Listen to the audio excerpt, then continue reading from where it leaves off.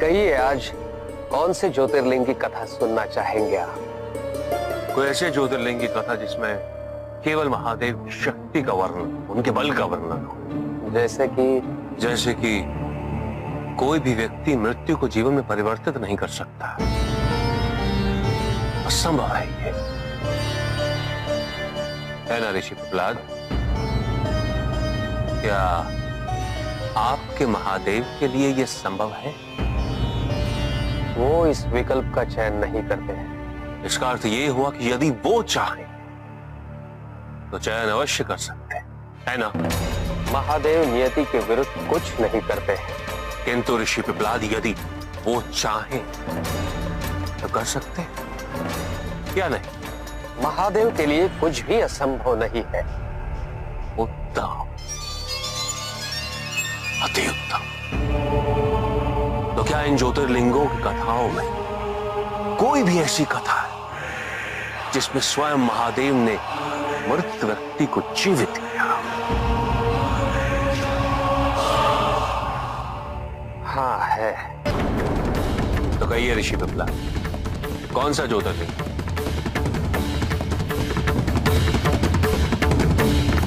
घुश्मेश्वर ज्योतिर्लिंग। घुश्मेश्वर। दक्षिण में एक ब्राह्मण था, सुधर्म, और उसकी पत्नी सुदेहा।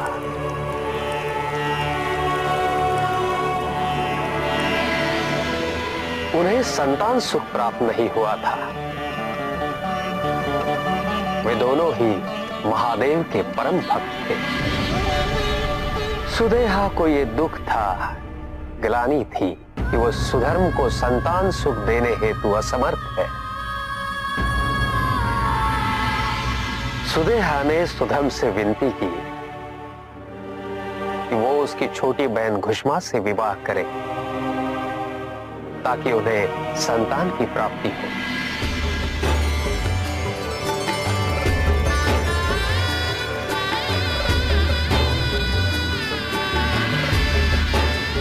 घुश्मा महादेव की भक्त थी, अत्यंत कोमल स्वभाव की।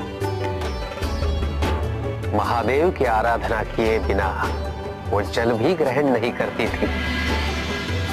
अपने कोमल स्वभाव के कारण ही वो सुधर्म की अत्यंत प्रिय हो गई। जब सुदेहा को इस बात का आभास हुआ, उसे अपनी बहन से ईर्ष्या होने लगी। धीरे धीरे ये ईर्ष्या इतनी बढ़ी कि सुदेहा महादेव की भक्ति करना ही भूल गई। शीघ्र ही घुश्मा को एक सुंदर पुत्र की प्राप्ति हुई। उसका नाम रखा गया सुकर्म। अब सुधर्म का परिवार संपूर्ण परिवार बन गया था और सुदेहा की ईर्ष्या चरम सीमा पर पहुंच चुकी थी। सुकर्म बड़ा हुआ तो सुधर्म ने उसका विवाह कर दिया।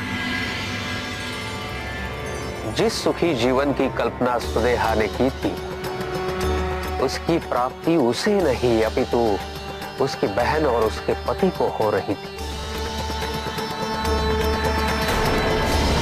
पुत्र के विवाह उपरांत उन्हें सास और ससुर बनने का सौभाग्य भी प्राप्त हुआ, परंतु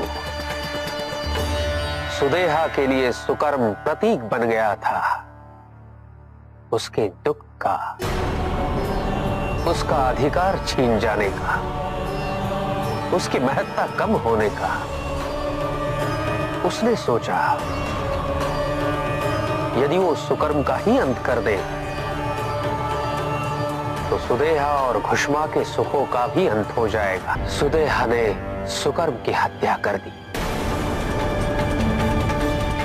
और सुकर्म के मृत शरीर को उसी कुंड में प्रवाहित कर दिया जिसमें घुश्मा शिवलिंग का विसर्जन करती। इतनी पीड़ा सहकर भी घुश्मा की भक्ति में कोई अंतर नहीं आया।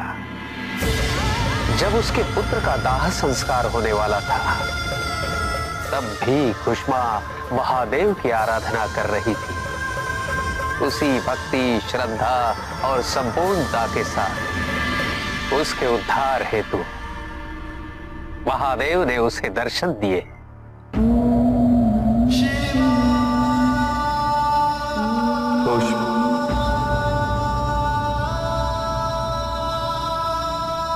प्रभु, मैंने बहुत से भक्त देखे, किंतु तुम्हारी निस्वार्थ भक्ति, तुम्हारा समर्पण, और वो भी अपने पुत्र की मृत्यु के समय, क्या अतुलनीय।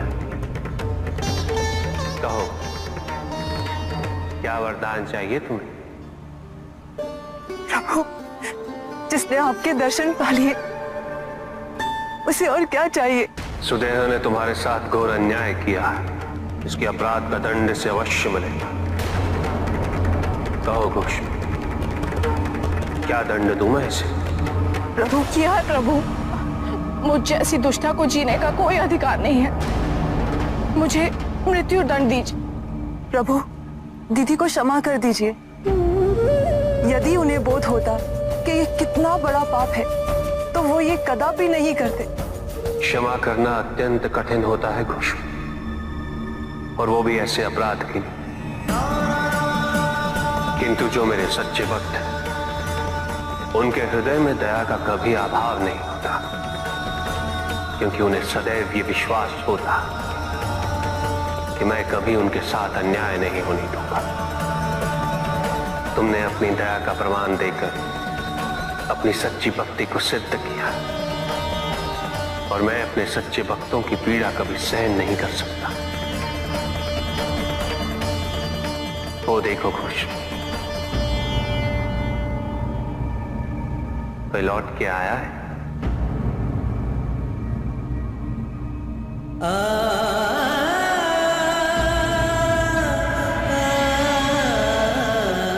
खुश, तुमने अभी तक मुझसे कोई वरदान नहीं मांगा। मेरी एक ही इच्छा है प्रभु, कि जैसे आपने मेरा दुख दूर कर दिया और जैसे मेरी बहन की ईर्ष्या को दूर कर दिया, वैसे ही इस संसार का सारा दुख दूर होता रहे प्रभु। सबको आपका मार्गदर्शन मिले।